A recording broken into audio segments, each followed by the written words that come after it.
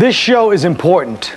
Now, you might say, well, if it's so important, why would they only give you 8 episodes? Well, that's a good question. It's a really good question. Why do I only have 8 episodes? Doesn't matter. Tonight we're talking about immigration.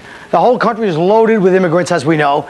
But no matter what you think, if they should be here or not, you have to admit they're hard workers, the hardest workers in the country. You go to the Korean deli, you got the 40-year-old guy stocking the shelves while the 8-year-old kid works the register, you know? Meanwhile, there's 3 Mexicans outside guarding 11 bruised peaches, you know? And they got that 102-year-old grandfather sitting on a crate at 3 o'clock in the morning picking snow peas in 10-degree weather.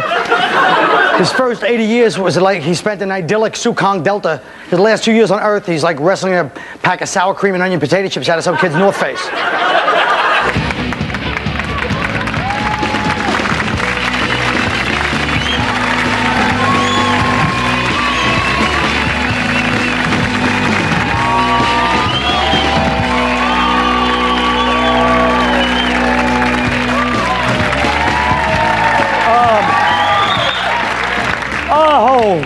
Well, immigration. Give us your tired, your poor, but leave the guy with the ticking Koran back in Saudi Arabia, please. I don't like the fact that every minority piggybacks on the black experience of racism either. People come here from all over the world, they get here, jobs, whatever, fine. But then they call America racist because one hillbilly community leader dares to question their presence. Hey, we even let Russell Crowe run around punching our American citizens in the face and we give him awards for it. And realistically, people say close the borders. You can't close the borders. What are you going to do, build a wall? Even if you built a wall, the work would be so hard, we have to get a bunch of Mexicans to come over here and do it. Well, people don't do that kind of work. Now listen, stop all immigration from now. That's the question there. Jim, before I start, may I say, sadly, that is probably your nicest sweater, isn't it? Yes. You actually got up today and you looked in the mirror and you said, yeah, this is the one for tonight. That's really miserable. But what do you think? Should we stop all immigration for now, Jim? Well, dressed like Alex Rieger, yes, I think we should.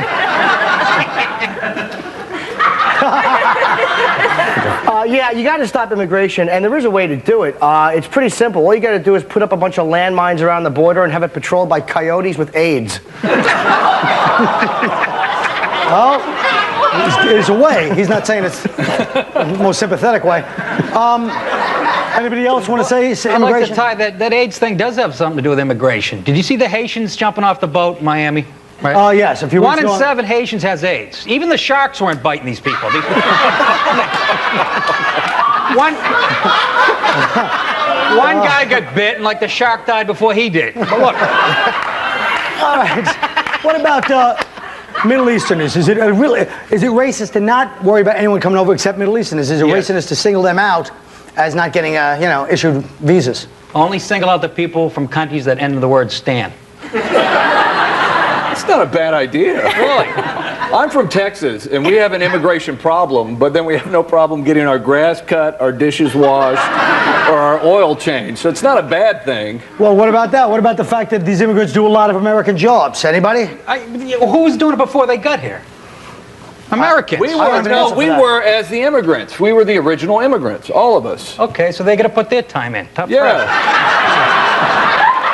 No, I agree, but now the problem with that is kind of when we were the immigrants, we came over and we had it tough. Well, you had like a 3-week boat ride and it like weeded out all the weaklings so only the strong survive. Yeah. Now, like you take a 3-hour plane ride, you're here in the country, so you don't even work for it. It's not even racist, though. It's not racist. It's not that you don't want people coming here. It's just like it's Middle Eastern men. Nobody minds big-titted models from Sweden showing up. Well, that is a point. Janine, you're understandably in shock at this point. Would you like to talk about, I don't know, bilingual? Let's talk about bilinguality. A lot of people get mad at bilinguality. Is there and they such a pronounce word it correctly. as bilinguality? No, I was hoping you wouldn't call me on that. Damn it, Janine. No, there's not. Bilingual. But whatever. bilingual. I have the same problem when I try to say Christina Aguilera. And I do try to say that. Well, actually, I don't know why so many people get so upset with the possibility that there's a share, more than one language in this country, especially when Americans expect that when they travel abroad that everyone's going to speak American, and if they don't, somehow the American traveler English somehow that the American traveler somehow put off by that. I don't think it's a bad thing to have a multilingual culture. You know why it's a bad thing? Because I can't go into Dwayne Reed and get a pack of gum in under 20 minutes. That's not a big thing. The voice of reason, I Nick know. Apollo. I think it's bad if we try to make it, mandatory. I think that's a bad thing. But no, the different languages, the more people know, no, it's beautiful. And you go to Montreal, they know the guy picking up garbage knows English and French. So you feel like an idiot. You're like going, wow, you pick up garbage and you know 2 languages? Hell, I know one and I butcher it. It seems to be only Americans that have a problem with being multilingual, whereas other countries. That's because in our country we have 1,000 different cultures. But I don't We have think it's a 1,000 problem. different languages. It's not a problem in France. Deodorant's a problem, but the language. I know that was hacky, but I was on the spot and I got a camera on me. Well, what about this question that'll probably bring this to a horrible screeching halt? I thought I did that. What if we do monitor? How would you monitor immigration? Isn't it really just like the government's like, look, we pretend everyone's we'll roust up some Mexicans, put it on the front page of the paper and say, hey, INS is working. You can't stop immigration. You can't monitor people coming in. Nobody can. It's not only is it out of control, there's nothing you can do. All right, that's not a question. Don't you think the government just pretends there's something you can do and really there's people sit around arguing about this, but there's really no answer? Why But is there just no answer? Put the because you military. can't- Why not? Because it's not that it's tough. too big. It's the borders are too Please. big. It's impossible. It isn't. It isn't. Okay, we'll be right back. We're going to talk about sexual harassment. If you hold on. I don't know if Janine will stay, but we're hoping she'll stay, so we're going to have to hold her down so that she can't.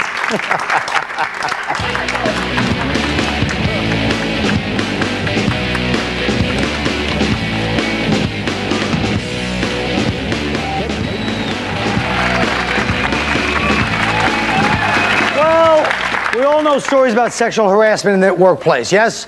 It's late at night, you're sitting there. What the hell was that? It's late at night, you're sitting there, the boss comes over, he's breathing alcohol and cigarette breath onto your neck and whispering, I'll give you a weekend update if you do it. All right, I'll do it. Yeah. Sorry, I blacked out for a minute. Seriously though, a lot of women are placed in uncomfortable situations, and even some guys. So the point is, what is the climate? Is the only answer to ban flirting and joking in the office? No, because the guy's not going to show up for work. I mean, why does a guy who's been married 20 years, 3 kids, what do you think? You think he wants to go to the tire factory? I mean, he's there to, he wants to see the secretary with the nice tits, you know. Seriously. He's right. True, but bleak. Everybody's too sensitive. Yeah, well, I'm not here to spread good cheer, but No. He's absolutely right. Everybody is too. You can't even, like, little innocuous things are not taken as offensive and vicious. Where, like, as a male, if you see a female coworker and she has a nice outfit, and you go, hey, Toots, nice camel toe. All of a sudden, you're a bad guy. Well, but see, for an example, that was inappropriate here.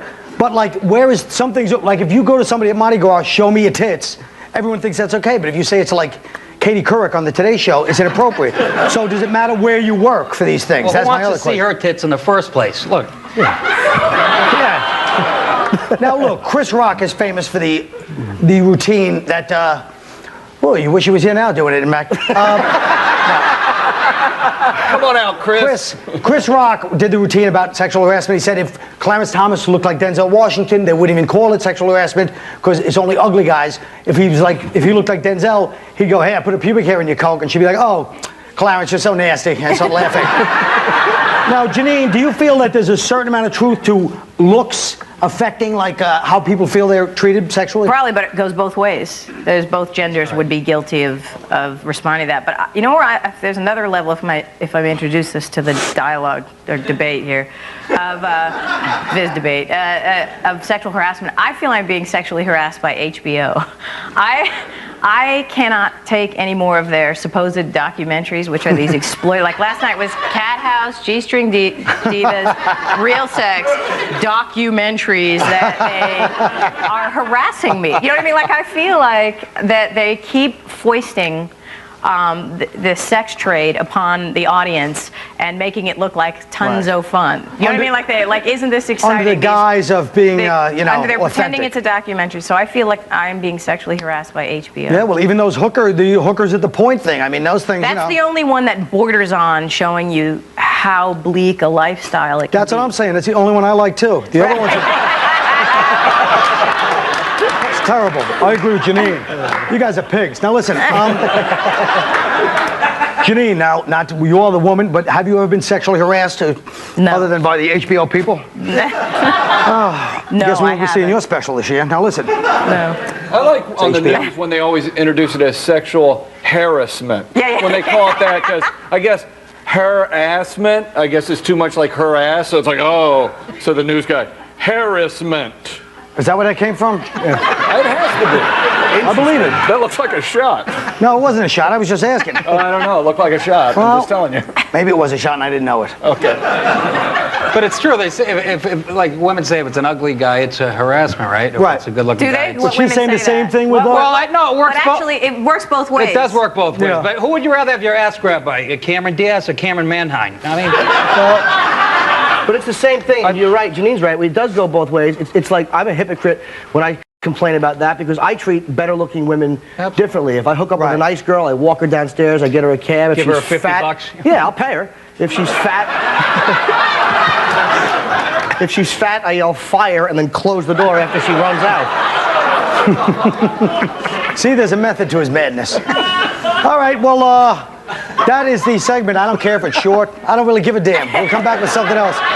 Let's face it, folks, there's also different standards among different cultures. Janine, for example, I've actually seen girls get, like, mauled by guys, and I go, what's up with that? She's like, no, he's from Italy. He's from Europe. You know, like, that's okay, because he's from Europe. Hey, I'm from Brooklyn. Can I grab your tit? You know what I mean? Don't you think that different cultures women would be more allowing of a guy from Italy to touch them than a guy from the show? I guess I think it would The depend show. on the person. It's a case-by-case basis. I don't think there'd be a lot of women that would be comfortable with having, whether it be an Italian man or an English man, grabbing them or mauling them. If you're saying mauling, I don't think anybody's comfortable with that. even like an Afghani woman who's never been touched. Hey, these next 2 minutes of commercials, there it goes again. The show is really finished. These next 2 minutes of commercials should give you time to realize that we're doing a good thing.